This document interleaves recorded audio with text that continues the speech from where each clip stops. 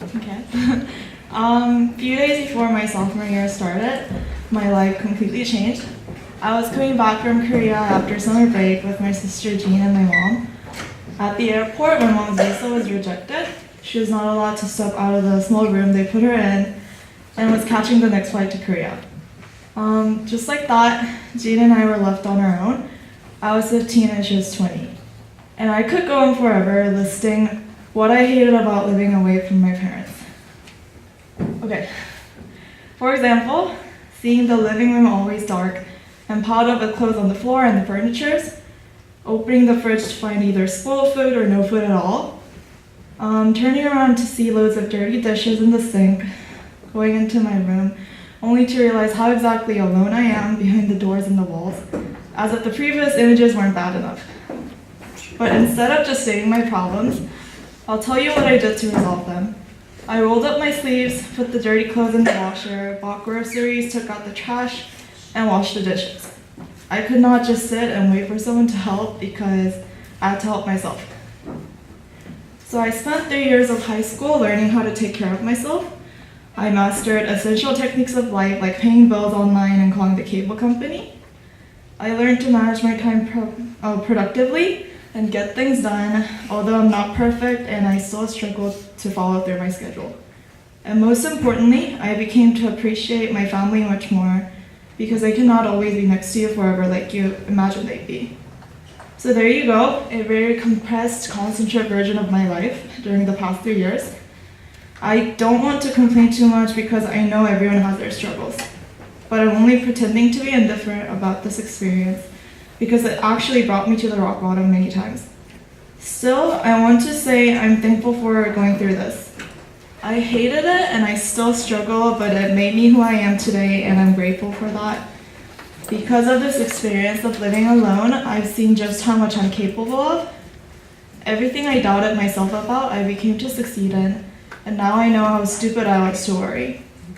I now have met supportive and caring people I can call family and make me feel at home in a foreign country away from my parents. So I grew. I had many moments when I wanted to give up everything and cuddle up in bed, hoping everyone would somehow forget about me that way and carry on with their lives. But now I face my problems instead of hiding from them. Granted, this may not be the hardest problem of my life, but knowing how I succeeded in dealing with my first life-changing difficulty, I'm sure I do well. I'm still confused and lost from time to time, but I know I'm growing and learning.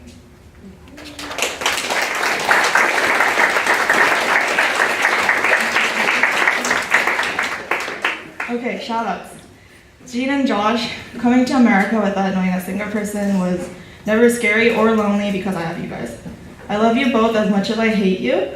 Jean, you have been my mentor, best friend, counselor, as well as an amazing older sister for all these years, and I am so glad you found friends who are just as dorky as you. Josh, I always wondered when you're actually gonna grow up, but maybe you have already and I just didn't notice. You never say it, but I know you love me. Cassie, Riku, and Evie. You three are all uniquely talented, and yes, we'll definitely have our kids marry each other just so we can hang out more. Cassie, I half expected you to not be here because I missed your speech. Just kidding, you're just about the nicest person I've ever met, and if anyone dares to hurt you, we're coming for them. Okay, Riku, before I talked to you, I never knew we'd agree on so many things. And I've also never met anyone so open and confident about themselves, and I hope you never change. Whatever you do in the future, I know you'll do well. Effie, for some reason I could always be honest with you, and I know I can get aggressive, trying to push you to do things or make you into a better person. But you know it's because I care about you.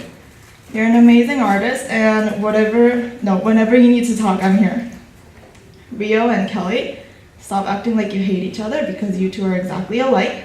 But I couldn't have made it through my junior year without you guys. Literally feeding me and driving me around. I'm so glad to have people I can just purely be myself around. Angie, oh, okay. You are both like a mom and a friend to me. I trip over things, drop things, and break things. And thanks for tolerating that. I know you're stressed right now, but you really don't need to worry because you will do well. Hobby, Joanne, Rachel, Phil, Raymond, and Jason. First of all, you're all at your own school or work now, but I know you'll be watching this grudgingly through the YouTube link I'll send many, many times. Thank you all for being real family to me and Jean. Hanbi, Joanne, and Rachel, you guys were the first to make me realize I have a family besides my parents and my sister. Phil, Raymond, and Jason, you guys truly have been like older brothers to me and Jean, and I think we can both agree we'd be lost without you guys. Mr. Williamson, I don't know how this came up, but in the middle of freshman English class, you said, being able to just be yourself around others is the best thing in the world. I'm sure at the time I rolled my eyes and moved on, but somehow this has been stuck with me for all these years. Now, whenever I feel insecure or pressured to be someone else, I remember what you said and become comfortable with who I am. Thank you. Oh, I'm not done. Miss Cart, I used to hate to admit it, but now I probably do it. I love math. And thanks for helping me realize how much I love teaching math and learning math. Mr. Holloway and Mrs. Taylor, thanks for always encouraging me on my writing. I really enjoy reading and writing, although it might not look like it sometimes because I space out a lot. Okay.